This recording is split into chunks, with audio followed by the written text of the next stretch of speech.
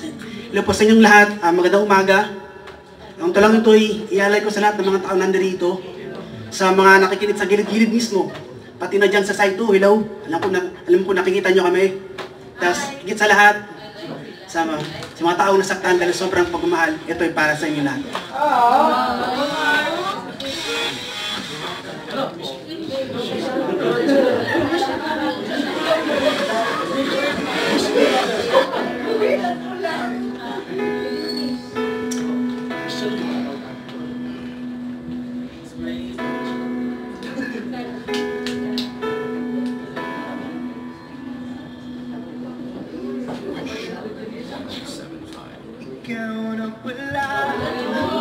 Martir ang tawag sa mga tao na tulad natin na mga niloko, nagpaloko at yung mga patuloy na niloko. Ayaw kasi natin na sila'y mawala. Kaya tayo ay nagpapaubaya. Kahit na sakdulan na ang panggagago at pinapahiya ka na sa harap ng maraming tao, ito ko pa rin, bumabalik at pinagpipilitan ng sarili mo. Mahal patawad, ngunit ako'y magpapaalam na sapagkat ako'y namulat sa katotohanan, ikaw ay para lang sa iba. Ngunit bago katalisanin, hayaan mo, ilahad ko ang aking saloobin. Hayaan mo na ikwento ko ang pagdurusa at masakit na kailan may di ko masabi sa'yo kasi mahal na mahal kita. Alam mo, ilang beses ko nang sinubukang iwan ka pero hindi ko magawa. Kasi umaasa ako na balang araw, ikaw ay mabago. Sana nga. Nanalangin at naghintay ako to the max. Pero bakit mas pinili mo pang lalaki na mayroong motor na NMAX? Nalala ko ba nung ayaw mag-nobya? Yung time na nakapagkita ka sa ex mo, tanggap ko, oo, pero bakit sa sogo pa? Tinanong kita dahil di ko na kayang isipin. Mas nagulat ako sa sagot mo na kumain lang kayo doon ng chicken.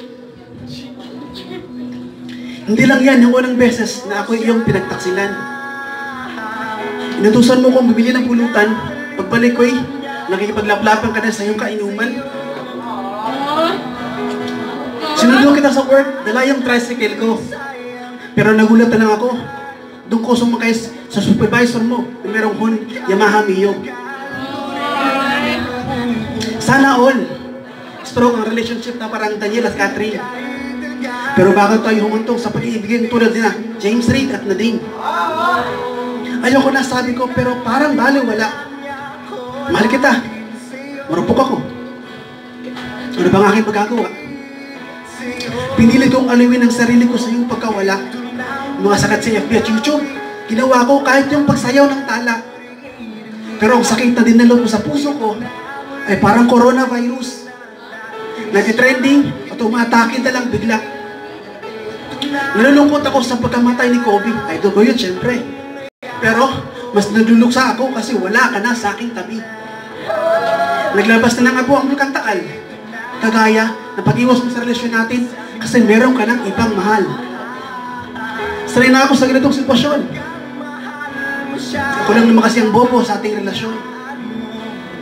Yung ABCD at 1, 2, 3, napakadaling i-recite. Pero Del Monte ka pala. We're meant to be fit but can never be right. Yung mo natatanong, nang dahil sa'yo, marami akong naging talento. Naging talento ko magmahal.